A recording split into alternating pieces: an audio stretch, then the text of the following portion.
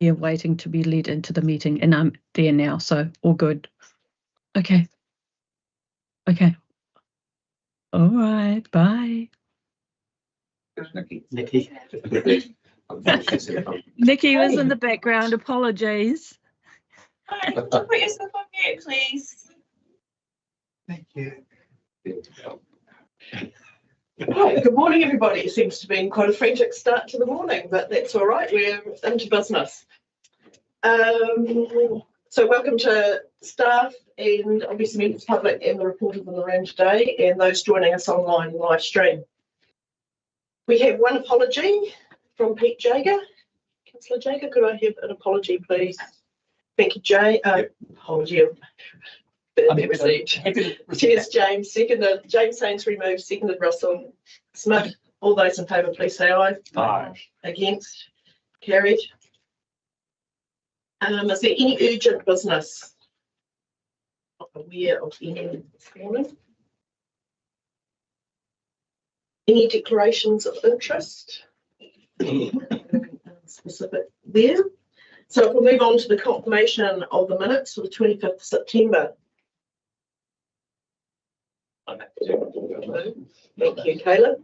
Moved Caleb, seconded Sue Whiting. All those in favour, please say aye. Aye. Against? Carried. Right, we begin the morning with public forum, and I'd like to welcome Graham Brewer up to the visitor spot there at the top of the table. Thank you, Graham. Good morning. Thank you for joining us. Good morning, ladies and gentlemen. You have to pop the light on. Sorry, we didn't do that for you. Down the bottom, the silver bit, the little thingy there. That's it. Well done. Yeah, no, well. I'll stand up because I'm not going to be here very long. My name's Graham Brewer, and I'm here representing the Morrinsville Men's Shed. As you well know, we started this program some 5 years ago to build or to set up a structure in Morrinsville called the Men's Shed, and from there build a group of people of like-minded ilk together. Without the council's support, initial support, we would have found it very, very difficult to get to where we are today. The council have helped us in numerous ways through the program, and more so the previous councils, which is when we were in our formative days, but you people are still part of what we regard the council. So that's why I'm doing a little presentation to you today in gratitude for what you have done for us. We have taken the membership from 5, which of us were there at the start, to 65 that we have now as a membership. And it's all for the betterment of men's mental and physical health. It should also be pointed out that the actual shed itself that we presently have, $485,000 worth, is now debt-free. That is why we're a bit slow coming with this presentation, because we wanted to make sure we had all our ducks in a row before we made a statement. But we're rather proud of that, and it's because of you people that assisted us in that program on the way through. In recognition, we'd like to present the council with a certificate of appreciation for what you've done. I must also tell you that we have a bronze plaque with the council name on it. We have 4 of our major contributors' names there, and I'll tell you who they are. One is Matamata Trust, one is our Rua Trust, one is Morrinsville Rotary, which where the whole idea started, and one from you people, Matamata-Piako District Council.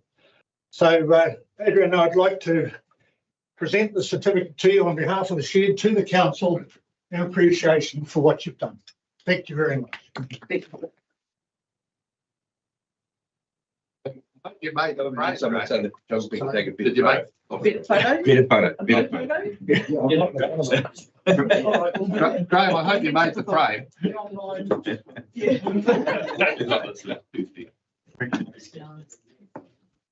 Thank you. Right, thank you very much. Oh, yeah, I better take that. It's not No, that's great. Just as a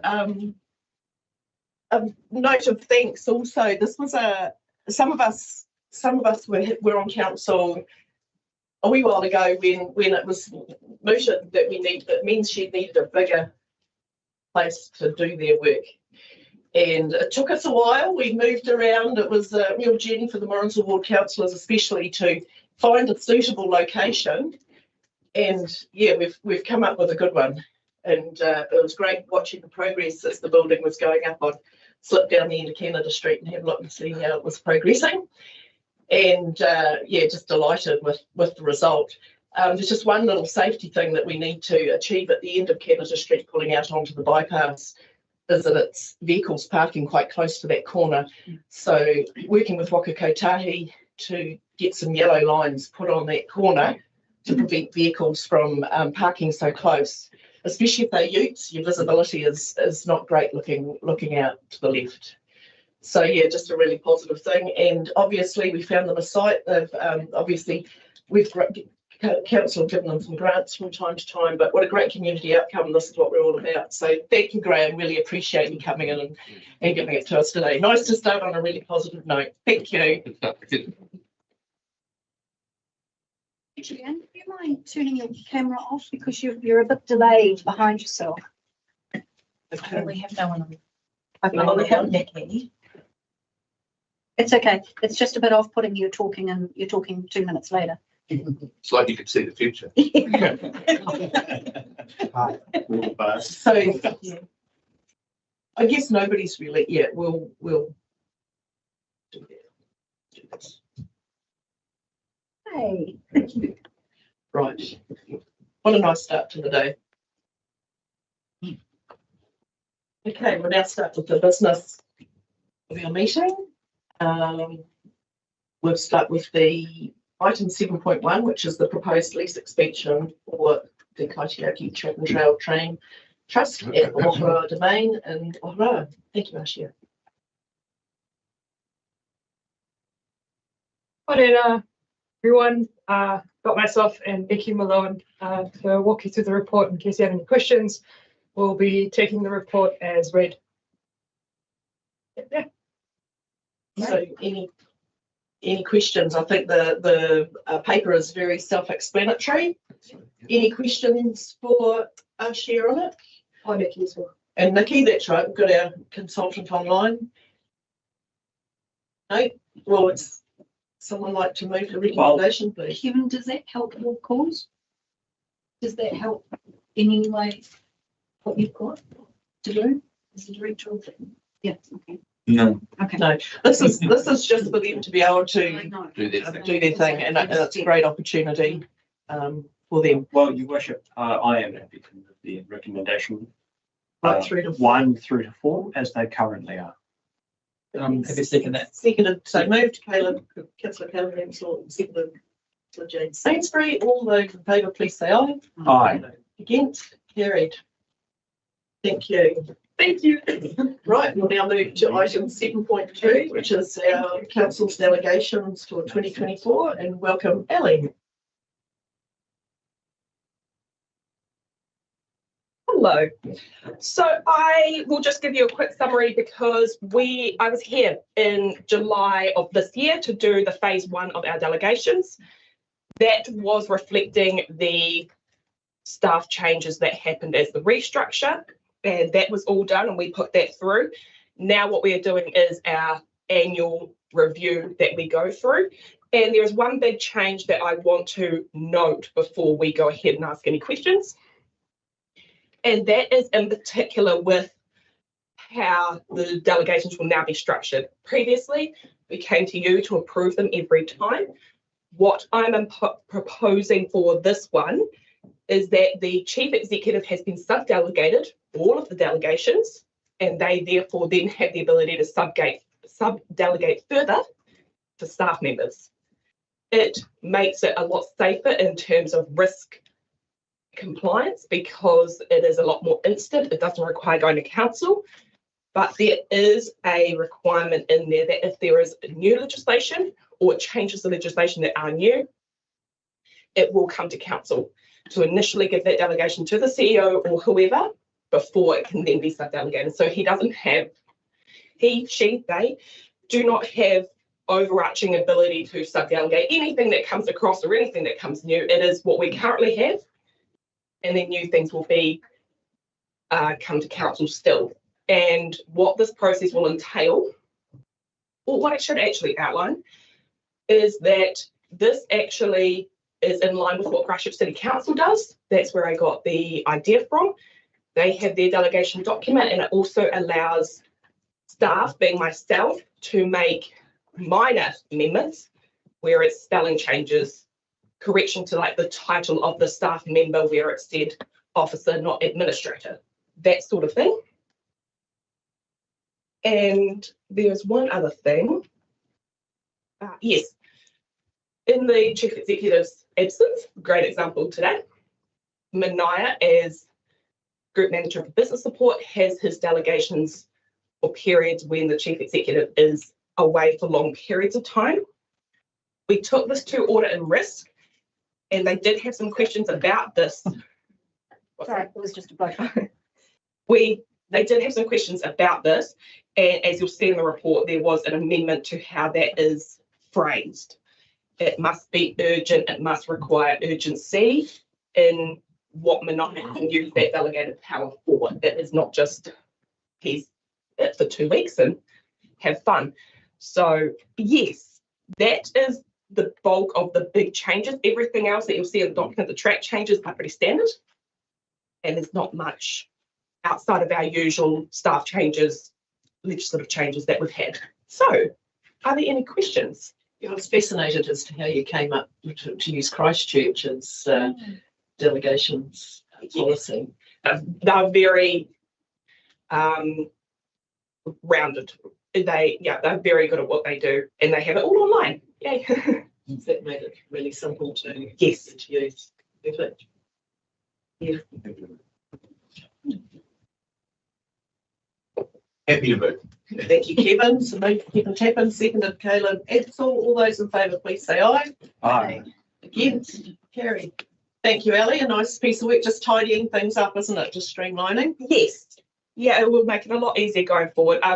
To add as well, we'll have a document that goes to audit and risk, and that will go yearly to show what has been done, where that delegation has come from, where the changes come from, where the CEO approved it, because it will all be tracked through emails, so that it's not, so it's clear to see. Perfect. But I'm staying for the next one. You're staying for the next one. So we have our next one is item 7.3, the adoption of the enforcement policy.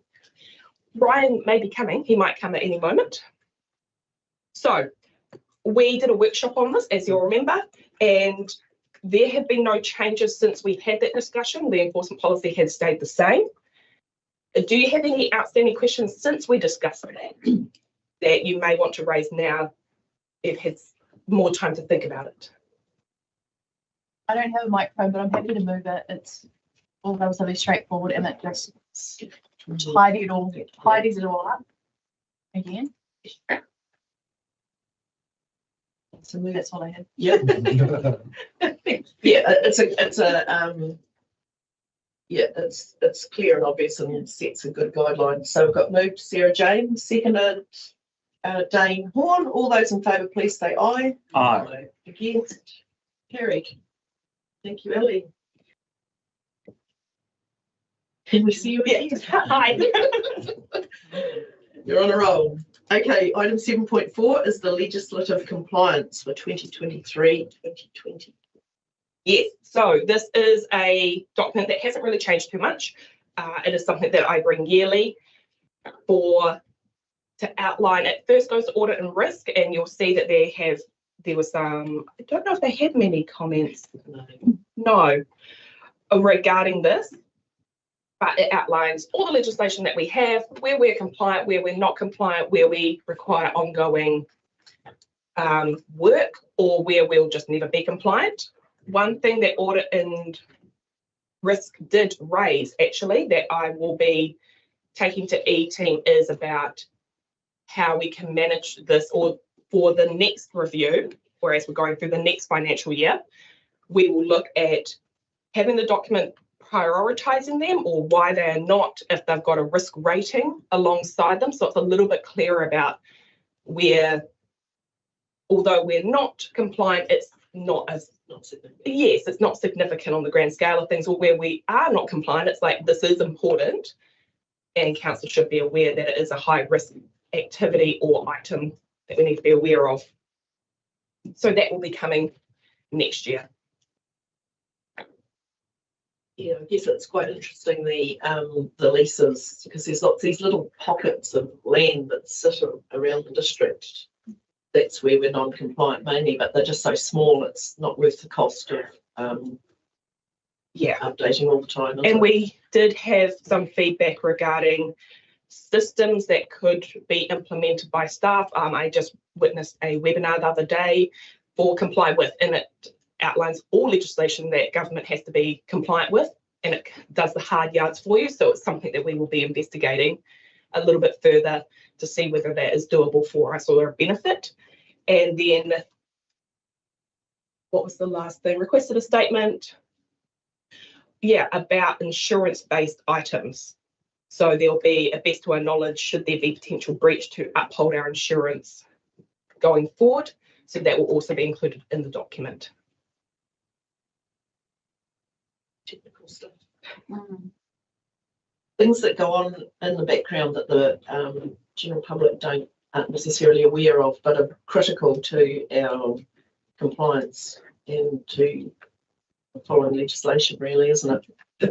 Yes, and I don't think a lot of people realise how much more obligations senior management and CEOs have now.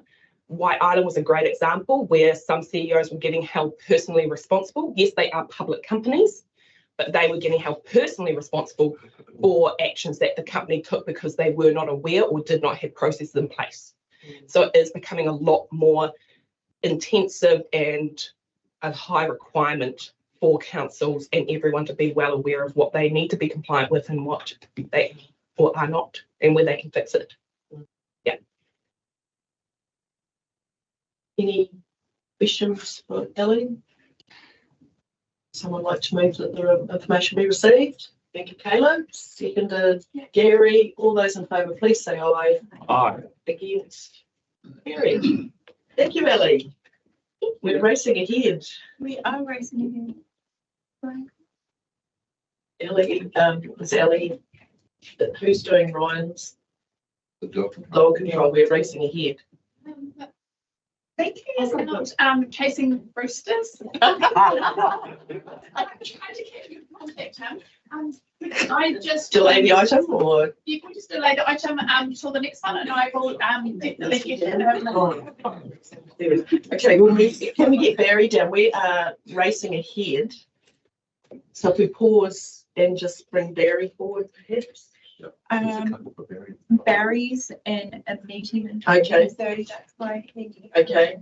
Right. Well, we better move to Waihau Road then. Absolutely.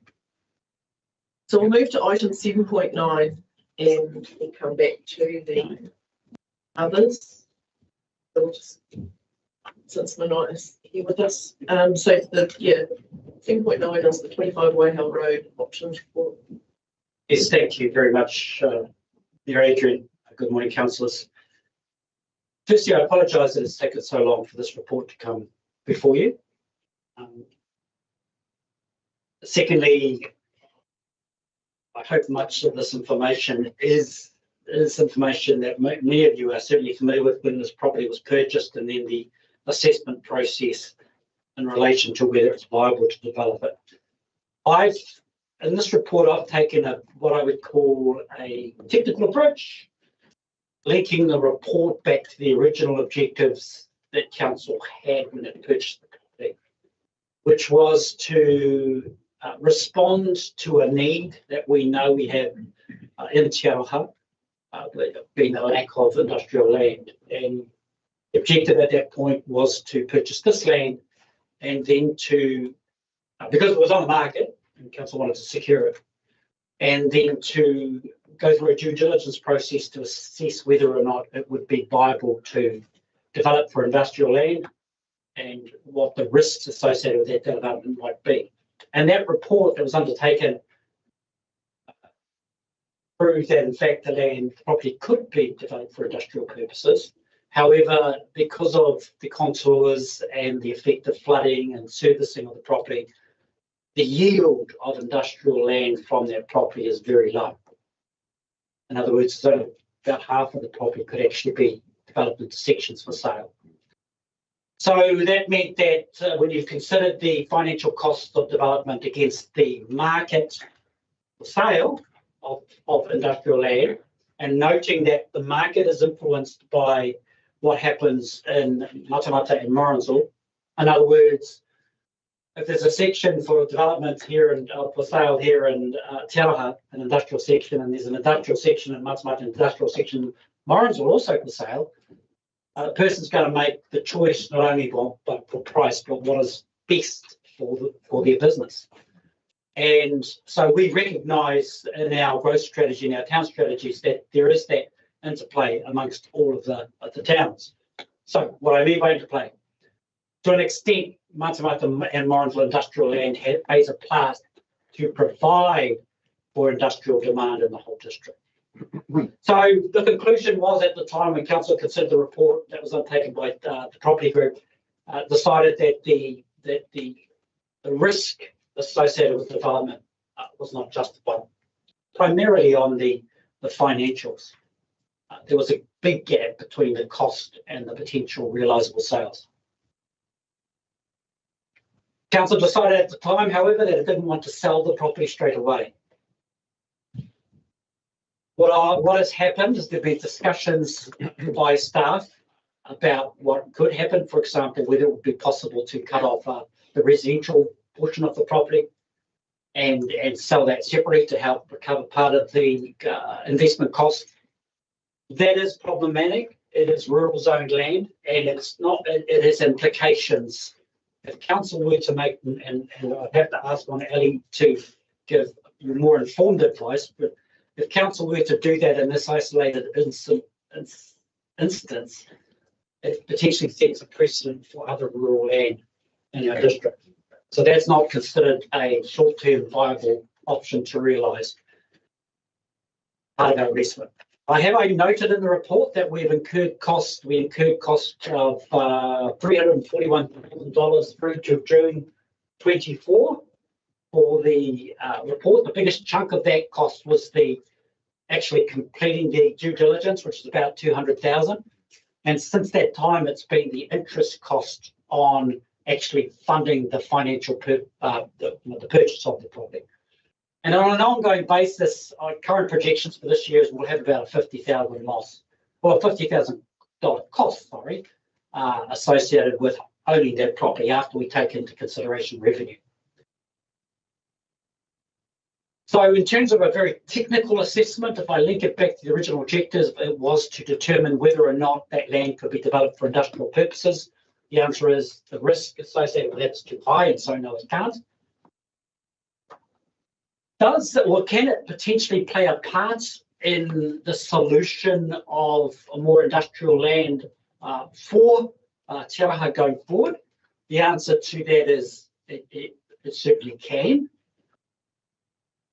But what I've observed is that council doesn't need to own that property for that to be realised. And indeed, the probable solution for industrial land is potentially land further to the west of that property.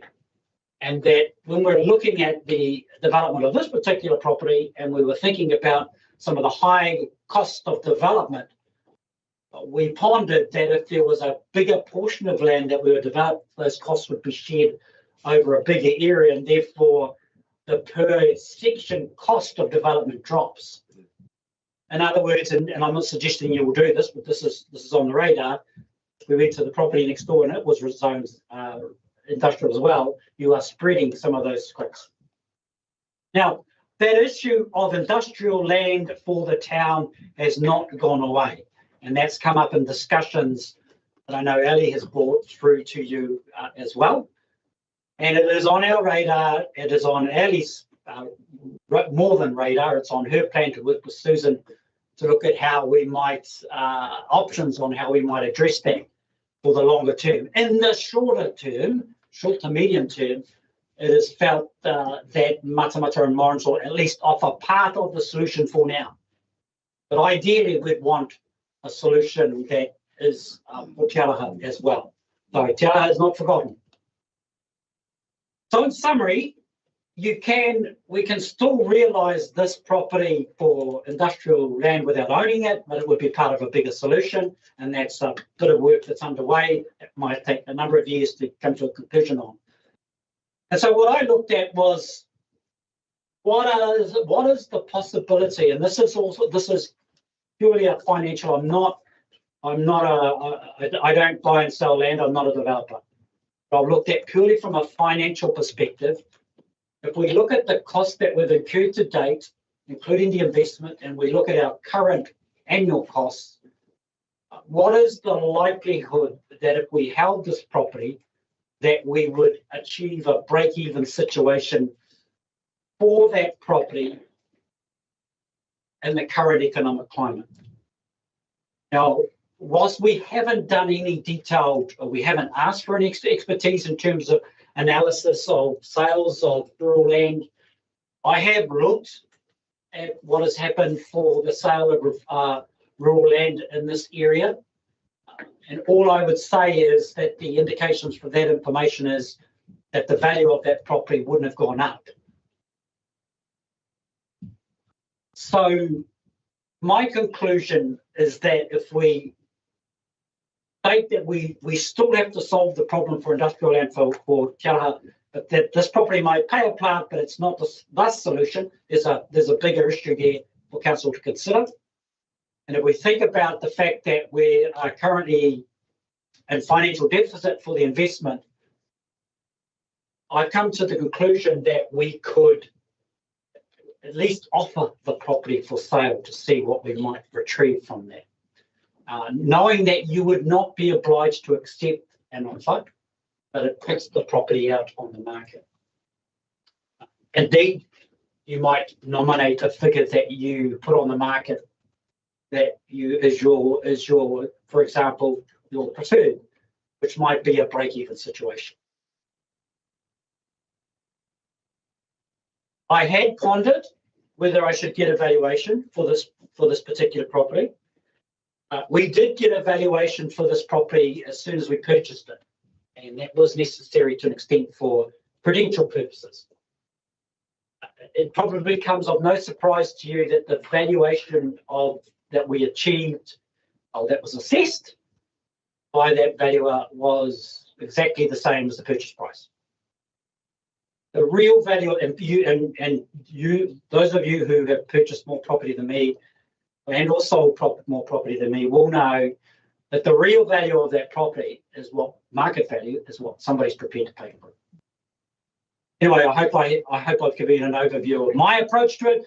What is most critical from my perspective is that you determine what your objective is in relation to this land. Is it to try and recover the costs that we've had, or is it to minimise any further costs in relation to what we've incurred, or some other purpose? Because what I would say is, and thank you to the Mayor for highlighting that there is actually another request that has come in relation to this property, which was only circulated to you last night, which is about an alternative use for this being more a community, and dare I say, only having read it last night, what a wonderful use. But I anchor back to the reason why the property was purchased in the first place and the problem that you were trying to solve. And in my humble opinion, that particular use does not align with those objectives. But it is for you to decide what the objective should be going forward.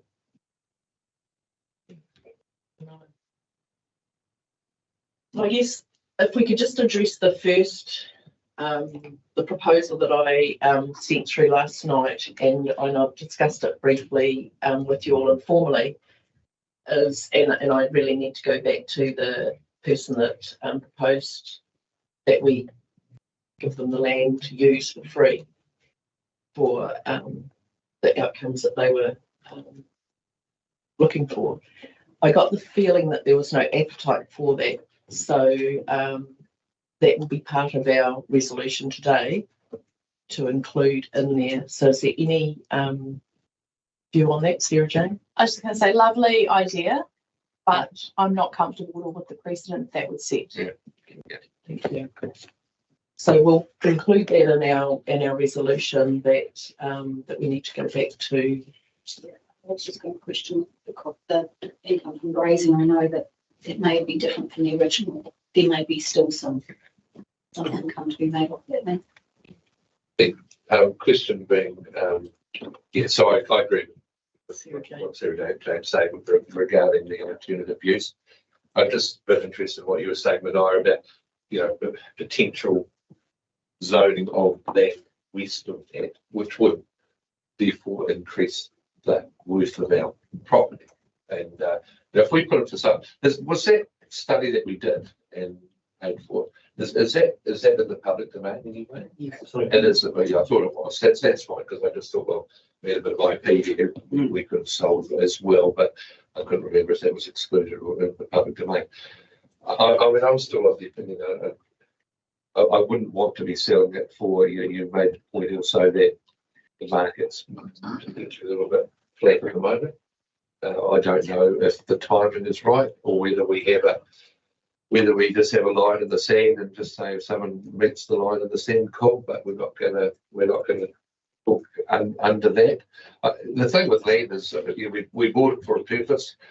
Yeah, I mean, I don't also necessarily see that it's not the end of the world, that purpose, because I mean, yes, we know we can only develop half of it, and the half that could be developed, I mean, I think that was $400 a square metre or whatever the cost was, which was pretty much the same as Morris or Matamata.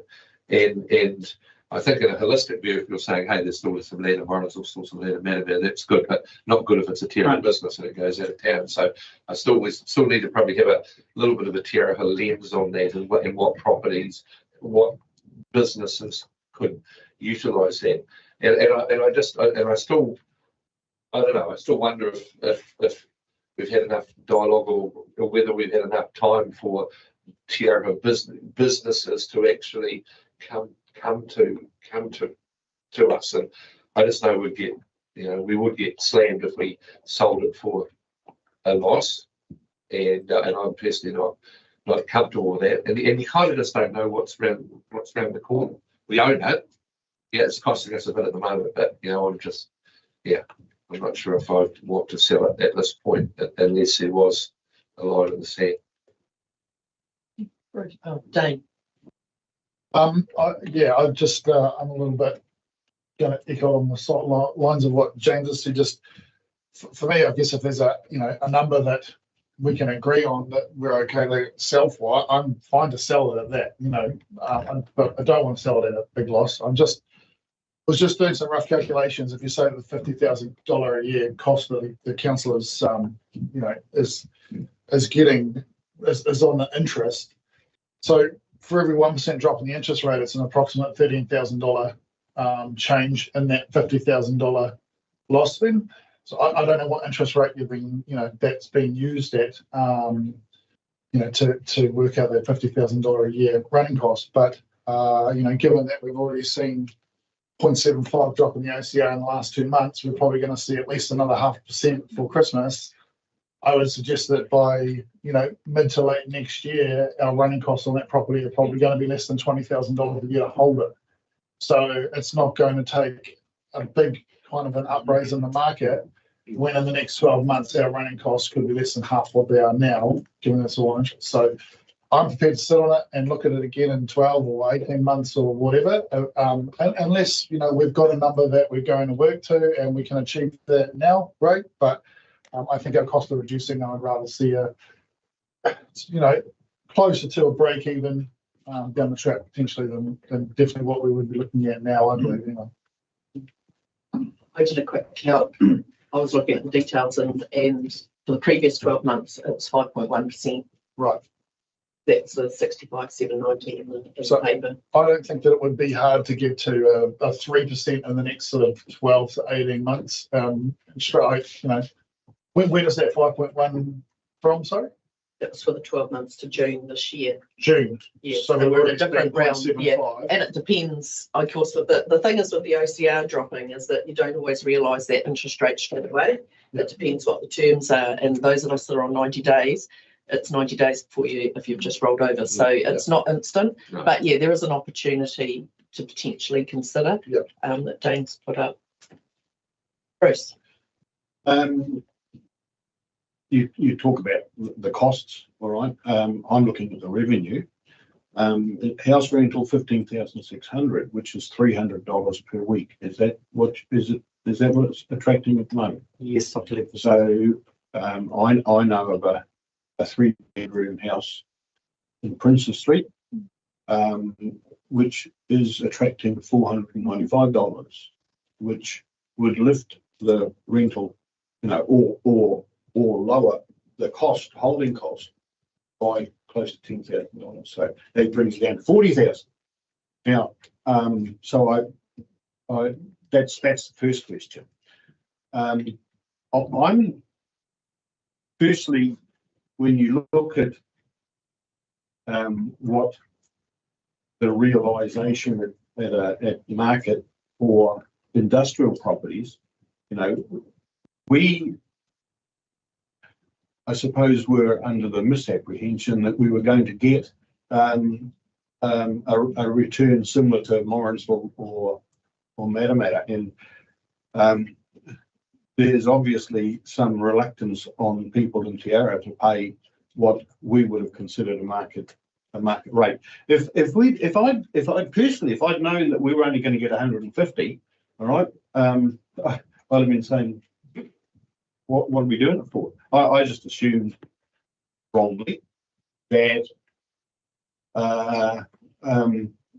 we were onto a property that was going to give us at least a break even point. So I think there's needs to be some realisation in Te Ara. If they want industrial property, it's going to cost them damn something more than $100 or $150. I'm not against the sale on the basis that we're not going to do what we were planning to do. I'm against the sale today. Okay. I support Dane and James. I think we can look at reducing our costs, but we only have to see a relatively small increase.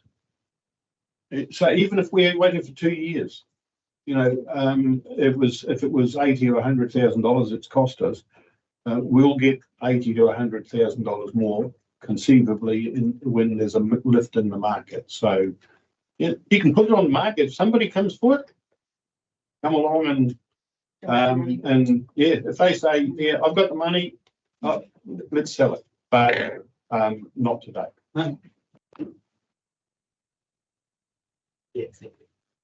Dear Jane. I was just going to say, look, I don't see the harm in putting it on the market. We don't have to accept the first, second, or even third offer that comes along. But there is absolutely no harm. The Business Association have had a lot of time. They've seen the proposal, right? And there's just not the appetite for it, unfortunately. And it's in the report, it says it isn't a strategic piece of land for our growth strategy. We spoke about it, a few weeks ago, about the residential, not redevelopment, rezoning of residential land on Standing Ave. So we've already got that. That I believe isn't hooked up to the infrastructure, is it? That piece of Waiha Road. So it doesn't even fit with The house will be. Yeah. And I'm glad you brought up the rent of that house, because I was going to question that as well, because that seems extremely light. Haven't seen the house, but Yeah. The risk of putting a full sales sign out right now is that we might lose that anyway. Because I go back, we're gonna go. So we just got to be careful that we don't lose the income by putting aside. No, Empty. with the houses. which is the reason why the rent is so low. And the grazing price, asking farmers, can we realise anything? Yes, continue that grazing? grazing price, that looks different to what the last. Yeah, I mean, the last one was the last one was in silly territory, which great for us. Is it? Great for us. That there, I was looking at that too. That's $8,000. Yeah. It's probably marketish value for it, considering half of it you can't use from time to time in terms of. So, I mean, the grazing is what it is. Irrigated. It is, the grazing price, that $8,000 is about right. Oh, yeah, because it's 14. No, 7. Don't think about 7 what you use. Yeah, that's about right. Yeah, for that. James. Yeah, so yeah, I'm supportive of council placing 25 Waiha Road on the market for sale as per the recommendation. Excellent report, very forensic in particular, which is terrific. I guess referencing sort of the political overlay about, you know, how we would get raked over the coals for selling it for a loss. I am regularly raked over the coals for the current situation. So for me anyway, there's no loss there. It is a challenging space. If it needs to, if placing it on the market requires a further discussion about what the line in the sand is, so be it. But I'm supportive of the recommendation as it's stated and just giving the report. Kevin. I agree with James. Which James? In which was wrong. In respect of, if we could put it up for sale, we completely control the sale process. We completely control what price we will take. So I don't see a downside in putting it up for sale. And in that respect, whatever, if we decide to then use those funds to go and purchase another block of land for industrial, that piece of land, if we buy it at about the same time, is going to be in the same market. So there is no downside really to that if we can find a suitable flat piece of land. Not flood prone. Not flood prone, yeah. I mean, there are other ways of dealing with Waiha. You can use a process called preloading, okay, which means you basically throw a block of metal or whatever on top of the low places. You let it sit there for a while, it sinks, and then you grade the high parts over top of it, and it becomes usable land, flat land. They've done that in numerous other places around the country, and has been completely okay. So that's another option. But No, there's board drains. Yeah. there are ways Could you around that sort of thing. Yeah, that's fine. We're talking about the low-lying area, not the drain. Drain. Yeah. So that's, you're talking through the entrance way there, where Well, down and yeah, or down towards the what people are calling a bird sanctuary or whatever, which is just basically just a closed piece of land. I guess the challenge is I'm not adverse to selling it. spending money on something that isn't, we aren't necessarily knowing what the gain, the sale's going to be. There's always that punt, and of course this is ratepayers' money, so it's quite a challenge. I want to circle back to the house, because I thought, well, I was told that the house was actually healthy home compliant when they were looking at it, and I unfortunately found out afterwards it wasn't healthy home compliant, it wasn't even livable. So where's that now that it's not currently being rented out? Is there another issue there? Oh, probably the issue that you have when you have uncertainty around the land is that tenants looking for certainty, I believe. So we, and the same with the grasslands, to be honest. We're just trying to eke out whatever we can out of that property. So we're happy to rent it out. It's not a. There would have been a time where we had easily rented it out. So we are happy to put somebody in there. We've got absolutely no problem. But I think in terms of lease, it's kind of a very short-term base lease, and that's not necessarily attractive to somebody who wants to maybe invest and get some better return in the grass, I mean. There has been quite a bit of work done on the property since it was purchased, the house at least, sorry.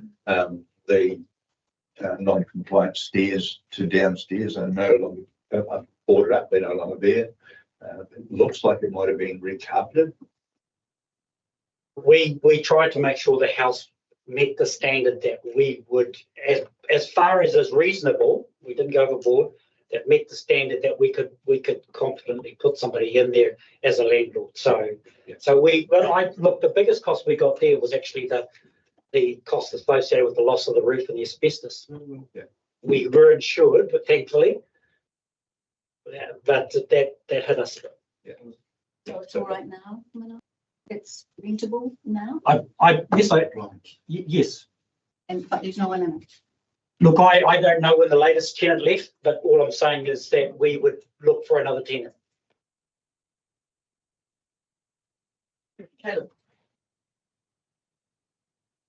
This just seemed like more work than what it's worth. Guess it was quite an aspirational purchase at the time. A good idea in theory, hasn't quite worked out the same way in practice. I would think we put the property on the market for a break-even price and eat our slice of humble pie and then try again at a later date. Right now, it's not worth the work that has to go into it. Once you get an agent to sell it, if you're looking for a break-even price, You won't get you won't get an agent who's having to do that because it depends. As we said, it'll get what someone wants to pay for it, and right now that's not 1.3. Sarah Jane. What was the reason that it wasn't feasible to subdivide the house off from the land? Your rules. Oh, okay, right. I just put it right. Yeah, because it's already a small block of land in the rural zone. You can't just section a house off it. Open up a can of worms. Yeah. And of course, again, the word out around town was that the house had already been sectioned off or not had it. So, there was a lot of misinformation out there. Also with the business association and the appetite, Sarah Jane referred to that before. I did talk. There hasn't been any interest.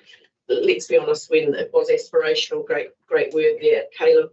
There was a hope that there might be a key cornerstone investor in there if it was to go. That there was pressure at the time.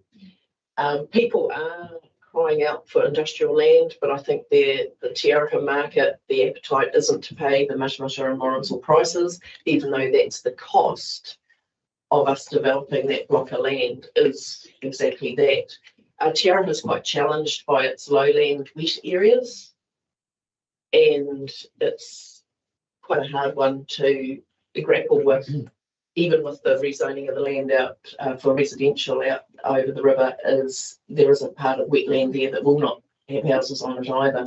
So, there's significant blocks of land where they aren't 100% developable, and yet they're commanding a high productive soil price, and they're not necessarily highly productive. And to rezone, while there's an opportunity there, it does seem to be quite unachievable given the appetite in the community. As much as they want industrial land, I think there is resistance to paying those prices.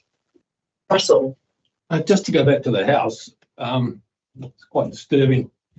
Is the house occupied? Is it not occupied? How many other houses do we have that belong to MPDC that we don't know where they are or what they are, or what we're getting and renting for such a low price? It's just a little bit of a concern of that. So we have a number of, I think about 4 houses. Most of those we have for staff. That's our main purpose, own those houses, and mainly for transitional situations. So when somebody's moving into the district, we have a house available. It's more likely that it is sometimes quite important for a person moving to the district. And one of the hopes is they move in and they get to like the town, and they might even buy in the town. Our agreement is that how does it go? If the person who moved into so if all our houses are occupied, the last one, and we get it when we need it for another staff member, the last one who moved in has to move out. So that's what we try to do with those houses. And then if we don't have a staff member in them, we will offer it to the public. A little bit tricky at times because you're going through recruitment all the time, and we get a request to make it available. Can we hold this house for somebody? So, but the team have a performance measure to try and ensure that houses achieve a certain occupancy rate. I'm just not sure when that one was vacated, but we would, being vacant, we'll go in and rent it again. There's no goal not to rent the house. That house, that property, I think, if I can refer to Councillor Ansell, that property has taken a lot of work by our property team to manage because of all the things that happen. So there's no desire to see it vacant. Let me reassure you. Thank you. I'm in favour of James Thomas and Dane on what their way of thinking. Tiara is only small, so is the MPDC area. People will know that it's potentially could be on the market, and they can come knocking on our door if they wanted to purchase it. So I'd be supporting not putting it on the market. Not putting it. Yeah. Yes. Yeah, I was just going to say slightly opposite of that. Although, yeah, I guess my point is more around. I don't think that there's a huge cost going forward to sit on it if the right offer is not there.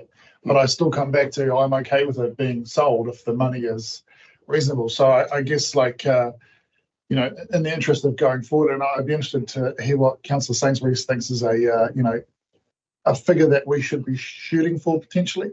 But I don't want, you know, if we put it on the market to have every person coming along thinking they're going to lowball us and it turns up at council, you know, 3 times a month, we've got to go backwards and forwards on offer. So I'm happy for it to be listed, but I think that it should be listed with a bottom line in the sand, and we'll entertain offers above that. And I just wonder if the market is right for that right now in terms of. Is there any harm in it though? You know, just putting it. I don't know. The answer is I don't know, but I'm not prepared to just sell it for. Yeah, and we're not going to just sell it. We're going to sell it at a point we need to. But you know, I guess to me, you know, if we're getting flack over holding on to it, then at least this says, well, we're looking to get rid of it, but we're also not going to, you know, suck a coomer on it in a big way to do that. So yeah. James. Yeah, I guess, I mean, in terms of moving forward, I guess if there was in principle support from the majority of councillors to sell the land under conditions where there's a price that we're comfortable with, whether that's sufficient for the recommendation today, there may not be. And then that discussion around where our line in the sand is, I suspect that's probably something that's a commercial secret, right? Like that's something that we would be resolving in a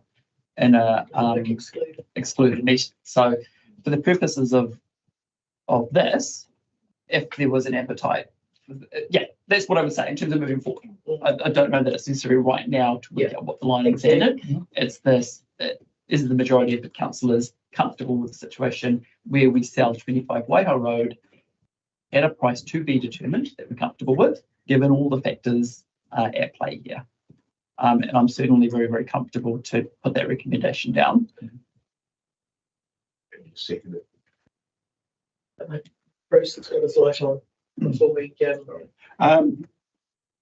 Quite happy with that. But from a strategic point of view, can I, Manai, can you just confirm to me that the second to last paragraph before the recommendation says the property was purchased to meet the need for industrial land? Right?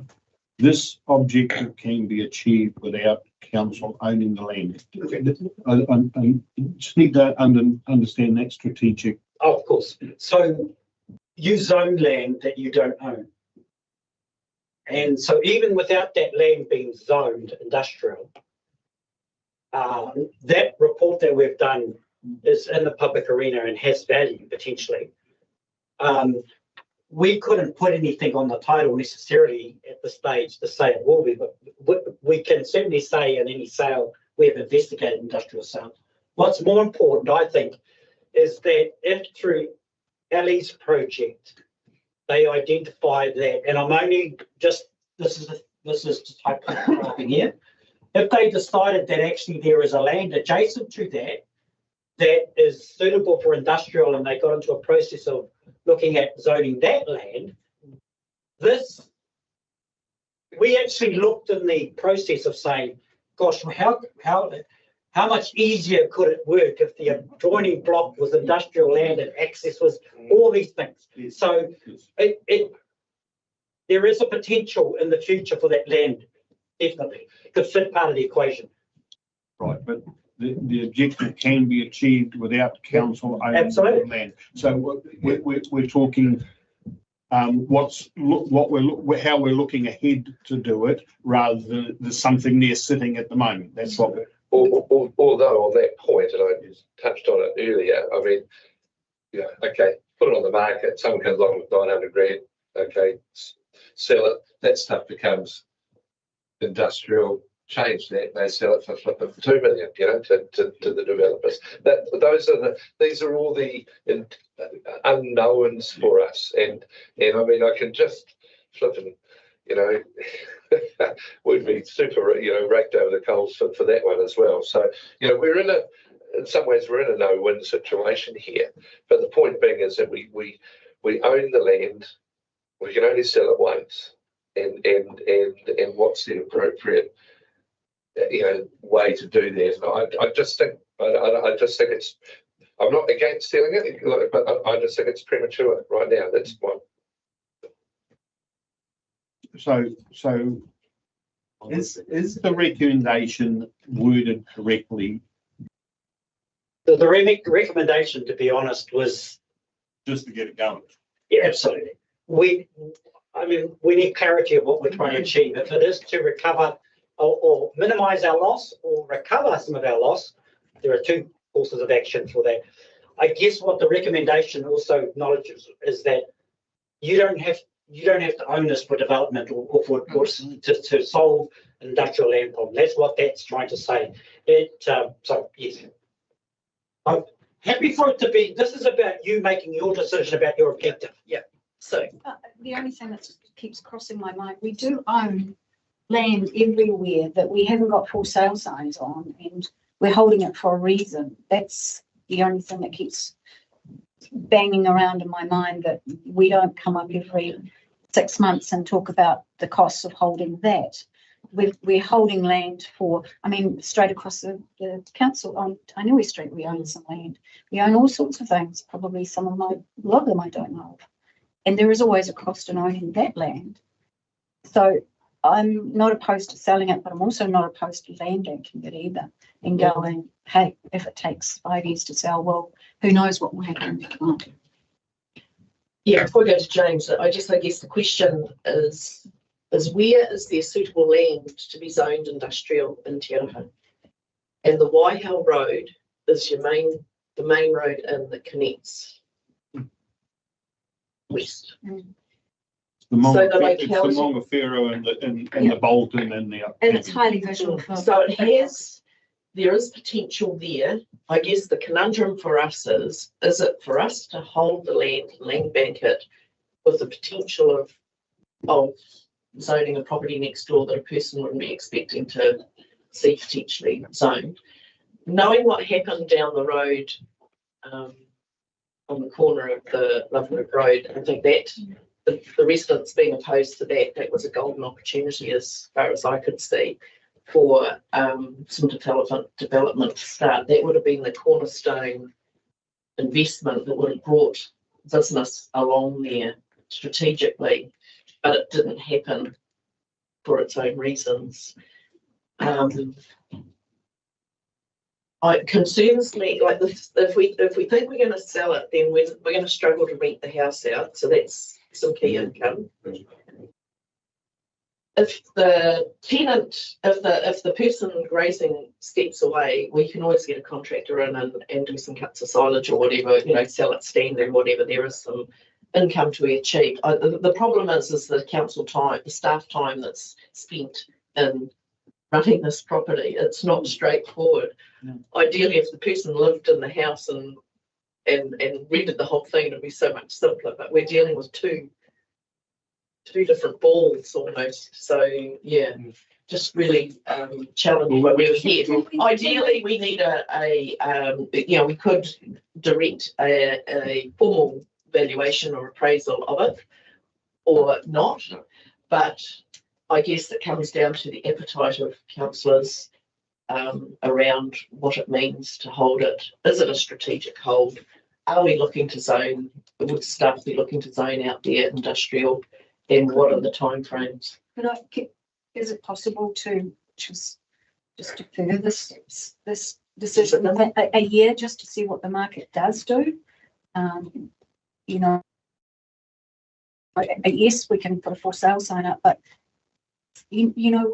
go back to it. We own lots of land. We do not know what's going to happen with that land in time. And I think sort of rushing into a decision now, and we're not rushing.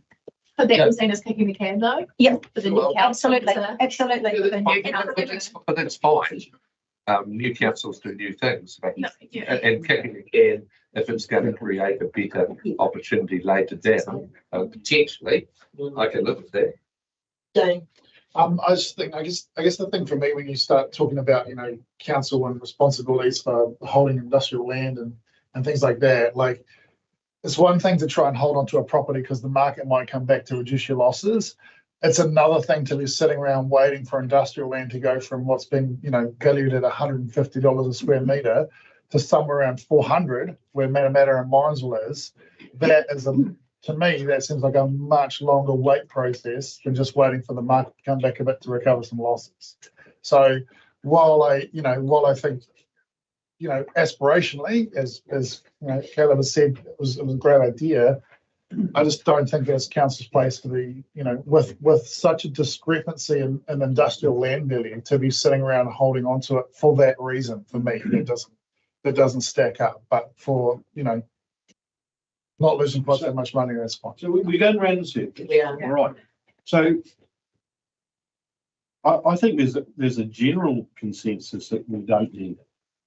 Right? We're not strategically holding property for the industrial purpose. So the recommendation needs to be, in my mind, something that the council no longer require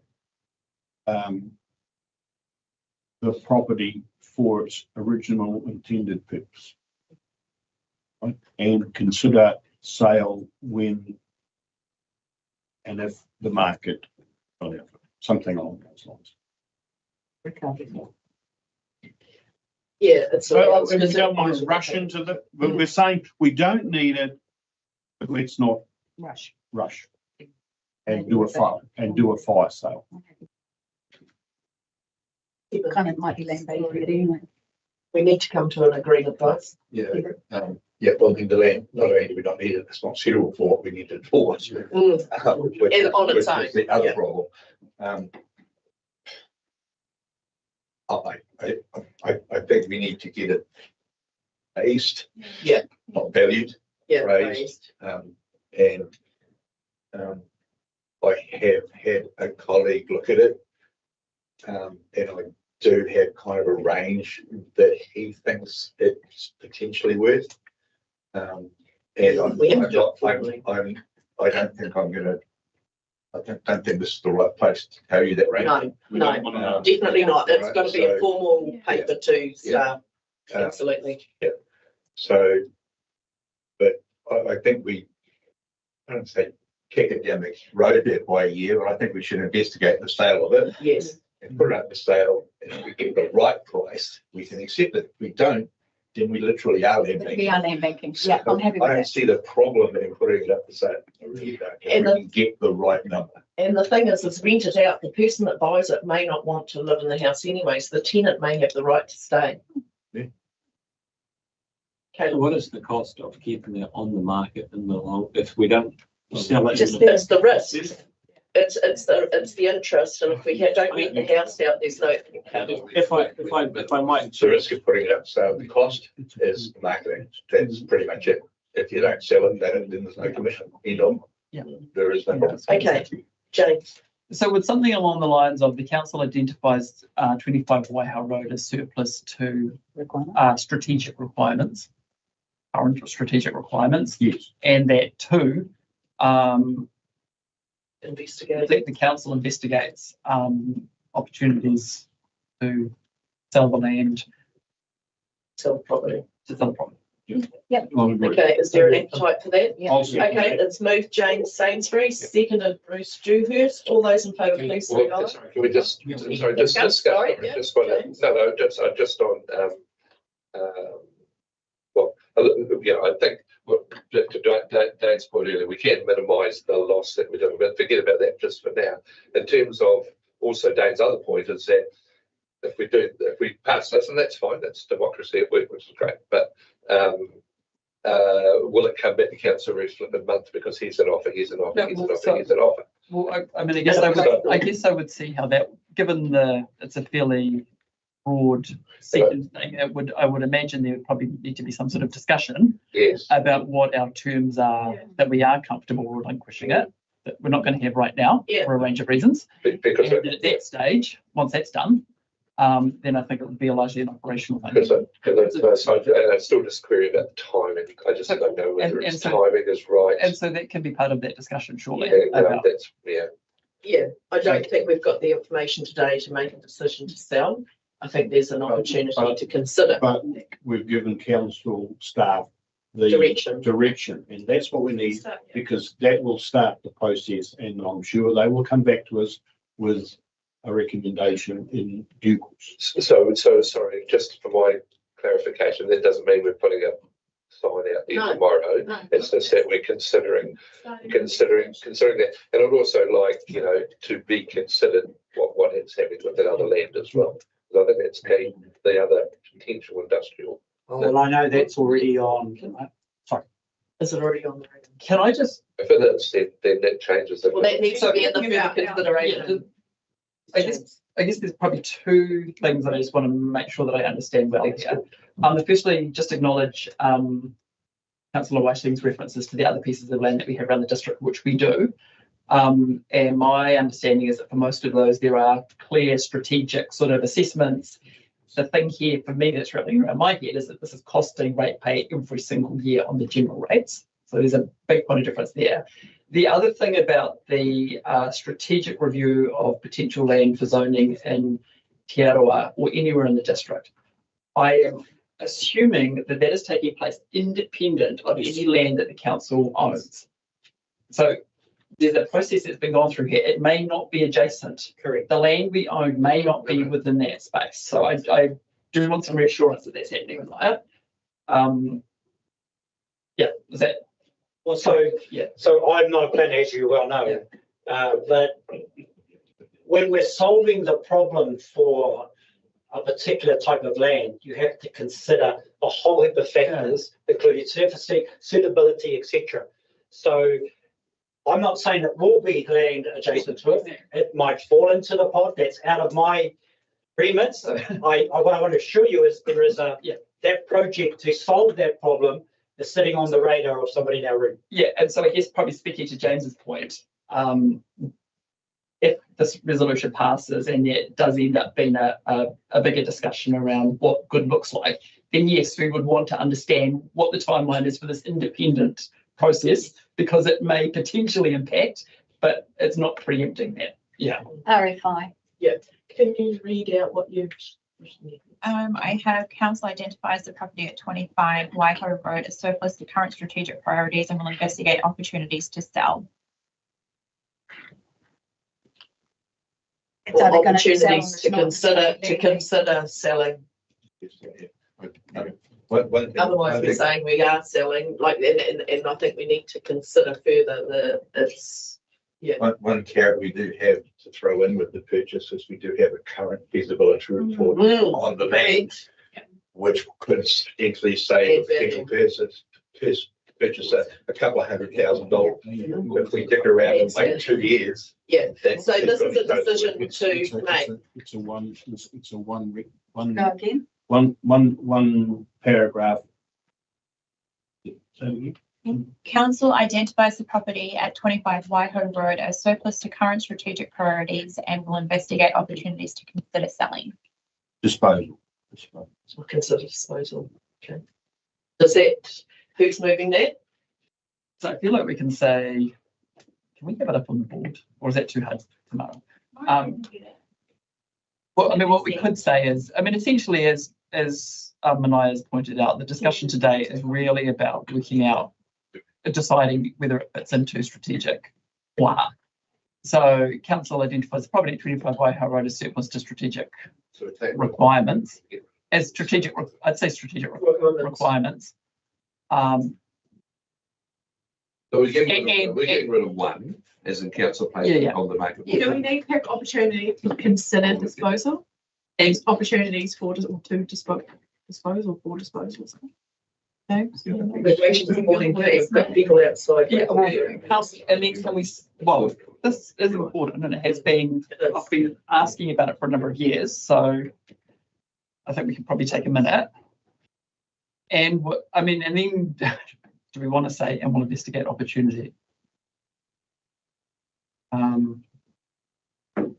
Could consider our options. I think we I need don't to think get it's opportunities, I think it's requirements. Yeah.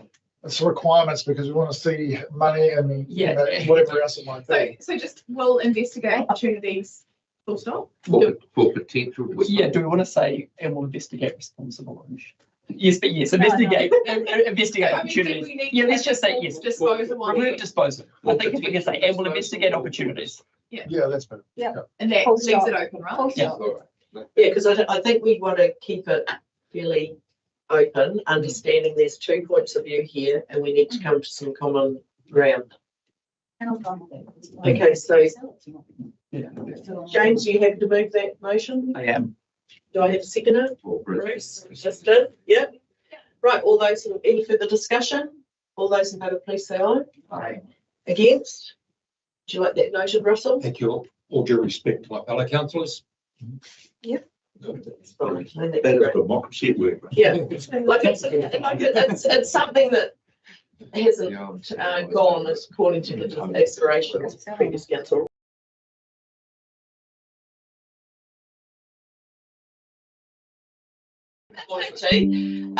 If you could invite Raven and the team in. Leslie, sorry to keep them waiting.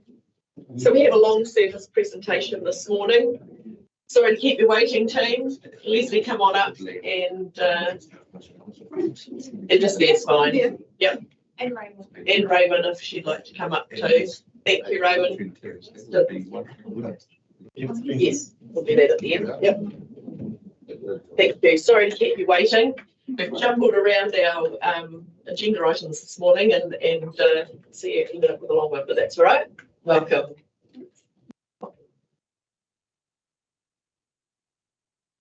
Right. Today we are gathered here to celebrate Raven's remarkable 20 years of service. Raven began her journey with NPDC on October 4th, 2004 in the Records and Administration Department as a typist and handling staff contracts after her time at Prisma. Throughout her career, Raven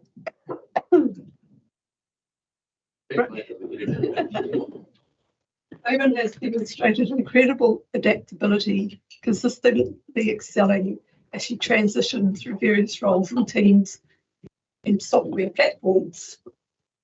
One of her big passions is Pronet. Here's the brief overview of her progression. 2004 was Records and Administration typist and doing staff contracts. 2007, she moved into the admin assistance role. That followed in 2009, Democracy Services and Quality Officer. Then in 2011, she continued as just Quality Officer, and 2013, the role changed to Quality Coordinator as it is now. She has played a pivotal role in the establishment of boards as community board administration.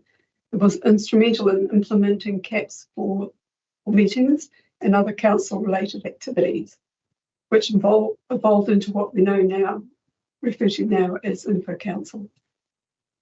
Raven's involvement with the rollout of the new software began with implementation of CAPS for the council, marking a significant milestone in her career. Her passion for quality management systems and ProMap software has been evident throughout her tenure. When I spoke to her colleagues about how they would describe Raven, I received many glowing responses, including intelligent, memory like an elephant, and able to recall many people from the past, kind, helpful, the go-to person. And I'm sure there's countless more compliments that could be shared. Thank you, Raven, for your 20 years of dedicated service and the support you provided.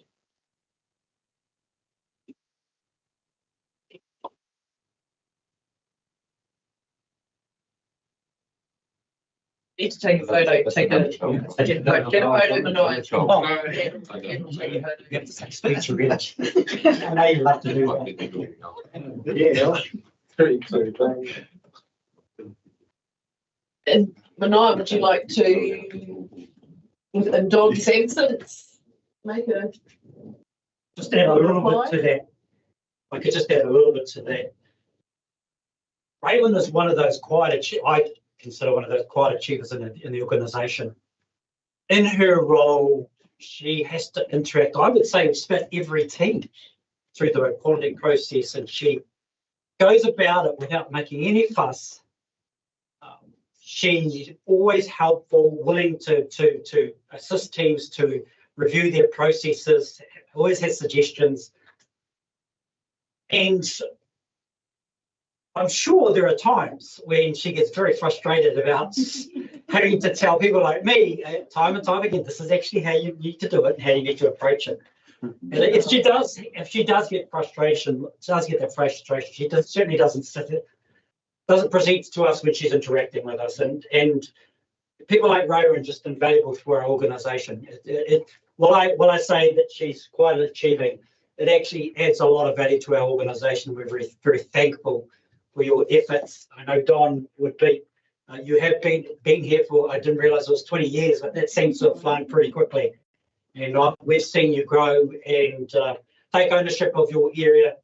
And I just remember that report you both got about that system, the ProMap system, and this is the system for our quality system. And one of probably the most affirming part of that application was just how much use that system gets by our staff every day, which shows that it's making a real difference in the organisation and they rely on it. So Raven, just want to, on behalf of Don, just say thank you also for all of the work that you do and how you conduct yourself in this organisation. It's very much appreciated. Thank you.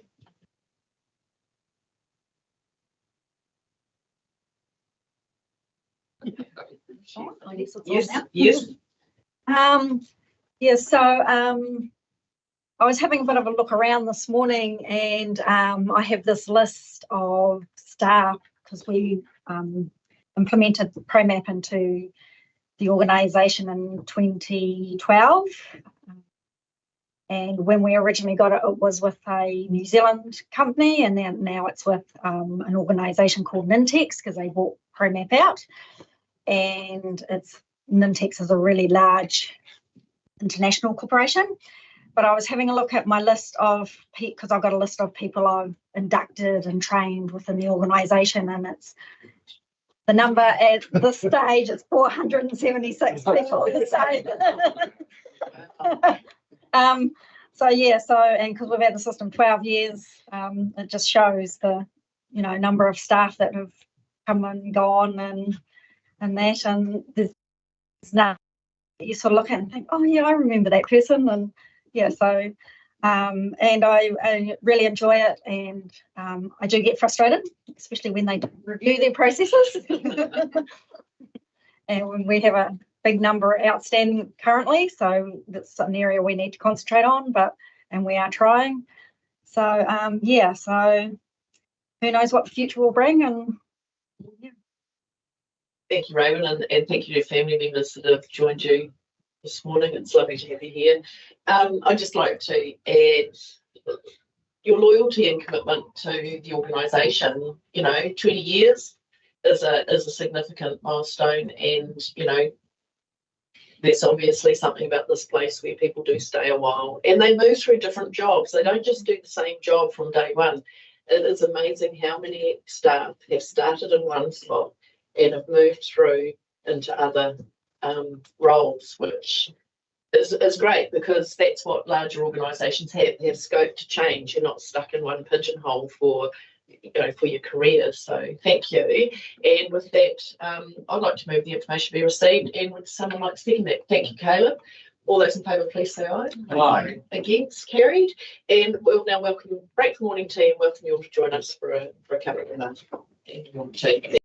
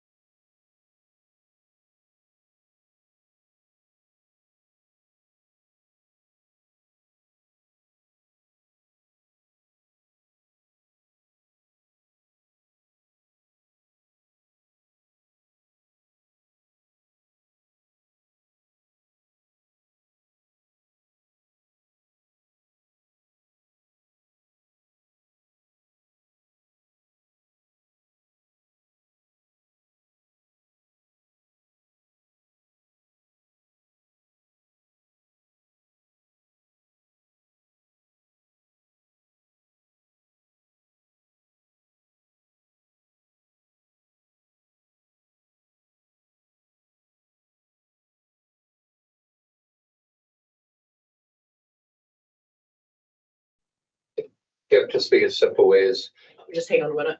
Oh, because we've gone live. So welcome back, everybody. Just circling back to item 7.9 of 25 Waihau Road, there was just the item that I had raised at the start of that paper was a proposal from a group called, who had a proposal for the Matamata-Piako District Council Community Rescue and Educational Facility. Now, you've all seen the email. I just want to have a quick discussion on it and give me some direction. I need to go back to these applicants. sorry, yeah, no, my view is, I mean, in light of the recommendation that we put forward for Waihau Road, e.g. that it is available for disposal, then it would be not prudent to proceed with that request. Thank you. So it doesn't fit with our direction. So would you like to move that? Yeah, James, I can move that. And So move James Thomas, second Sarah Jane, that we respond to the applicant that the property, given our strategic direction, that their proposal doesn't fit with our direction. I'll be to word that on hoping. Sainsbury's words. So I'm just, procedurally, has this been attached to the resolution that we already had, or is this a different, in which case? It's attached to it. It is attached to it, although it's probably. I'm just wondering, like, I mean, I would agree. Is there any harm in them, like, if it's not being leased now, no one's on it, no one's grazing on it, just informally, are they okay to use it? Well, it's not. This is a long-term proposal to use it. This is attached to item 7.9. I know it is additional information that I circulated last night. I did raise it during the item. Yeah, no, I understand. It sort of seems. I understand that, but more is it like, so this is a separate resolution? Yes. So I just wonder, actually, just had a thought. Yeah. Do you actually need to pass a resolution? Because I now have an instruction. I can now write to them and say, this is what council has decided, and your action is not actually going to be in alignment. Thank you. Thank you. That's good clarification, because they will just leave it at that. Yeah. Thank you. Perfect. No, I just needed to tidy that one up. Perfect. Right, we'll now head back to item 7.5, which is the dog control annual report, and Ellie is. Firstly, Ryan sends his apology in regards to this, and thank you for having an item before it. So this item is around our dog control annual report as required by 10A of the Dog Control Act 1996. It's really just to give an update in regards to an annual report on our dog control policy and also our dog control practices. The overall report was attached to the agenda. There's no real outstanding trends or anything. I think the only unique thing is that we had exactly the same number of dogs registered this year as last year, for the 23-24 year as we did for the 22-23. We have double checked those figures, and it is just a coincidence that the exact number of dogs were registered. So I'm here to have any questions on the report. And we just in 2019, when we got down, nobody must have paid their dog registration or something, because it was quite a low number, wasn't it? I noted. Yes, yeah, there was a little bit of a low, and COVID might have had something to do with it. I wasn't in this position, so I don't actually know the trends there, but yeah, definitely there was about 5,000 or 500, dogs less registered that year, and that may have had an impact.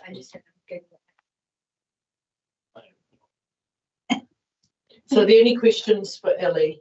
It's pretty self-explanatory, and I guess you can see the significant shortfall in the fees and revenue that we gained from the dog registrations. That we've changed that for 24-25 this current financial year, which will bring it closer to the 80%. It was well short of 80% of our policy. Yes, and that will be reflected this time next year in terms of the annual dog report.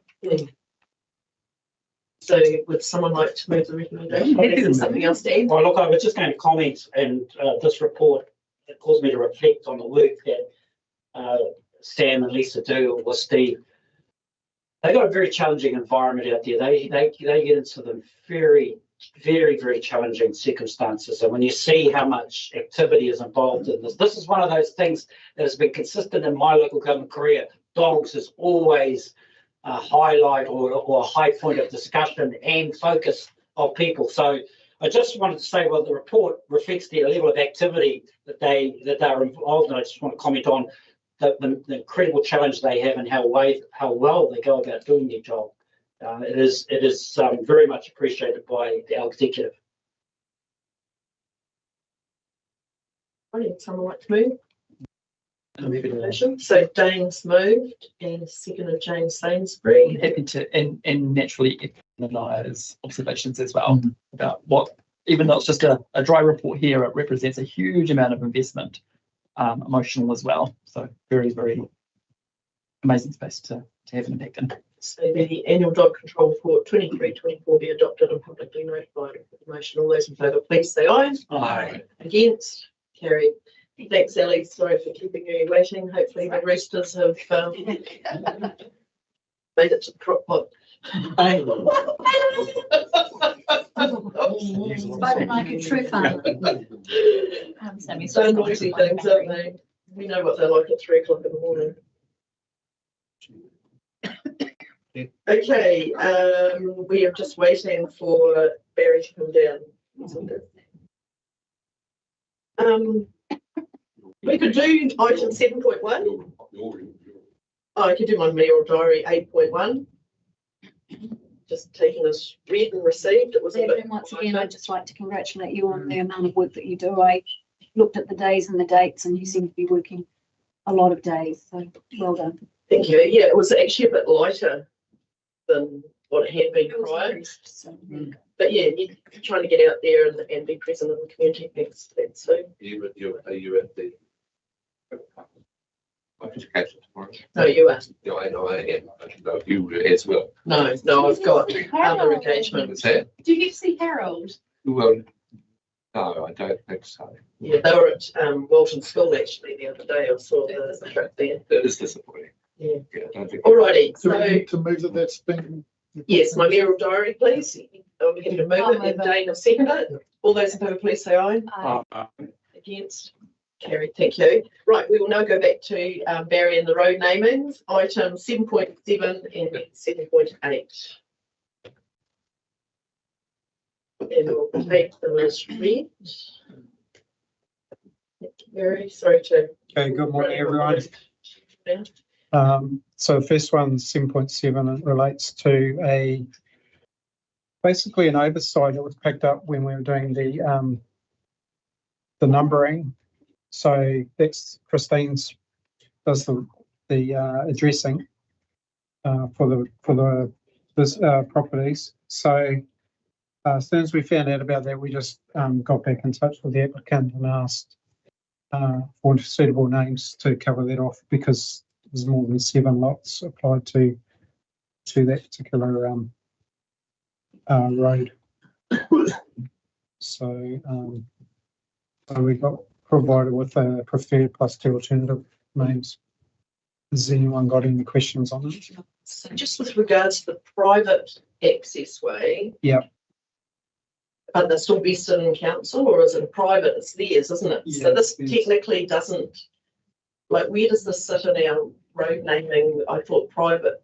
So private means that they'll have to maintain the signage and the road. But we still approve the name. Yeah, we still have, we approve the name, but it ties in very well with all the public roads around it. Yeah. So it's that's why it was a bit of an anomaly the first time, because it wasn't kind of picked up. Yeah. Happy to move Sue. Yes. And I'm happy to second. And second Caleb that we approve the new preferred private access way to Chichifa Lane as part of stage 2 of my fields subdivision. All those in favour, please say aye. Aye. Against? Carried. And then we move to item 7.8, which is a subdivision in Waiho. Yeah, so I was impressed with the private developer coming at a meeting. We discussed his private development in Waiho, and Yeah, and the naming was good. Preferred name in particular has an interesting story to it, like a lot of these names do. I'm comfortable with it as long as council are comfortable with the names chosen, and I think it's all good. Does someone like to move the approval of that private equity? Move James Thomas, seconded Caleb. All those in favour, please say aye. Aye. Against, carried.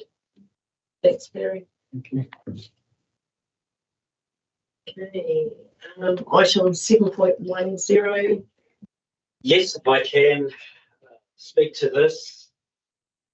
Some of our funders have very strict, I was going to say pedantic, but I won't because we're asking for funds requirements. And I would appreciate if council would pass this resolution so I can relodge a grant by tomorrow for the stadium. So two aspects are exact name, and also they were not comfortable with Don and myself being secretaries for the application. So they preferred somebody from the governance body, so I just nominated, if you don't mind, the mayor and deputy mayor. So very procedural, there's no risk. I just want to get this application in so you get it considered. Any questions, clarification? No? I'm happy to move the recommendation parts 1 and 2 as. And seconded Gary. Thank you, Caleb. Seconded Gary. All those in favour, please say aye. Aye. Against, carried. Right, I think that concludes our. So if someone like to move us into public excluded, please. Move James Lansbury, seconded Sharon Dean. All those in favour, please say aye. Aye. Against, carried.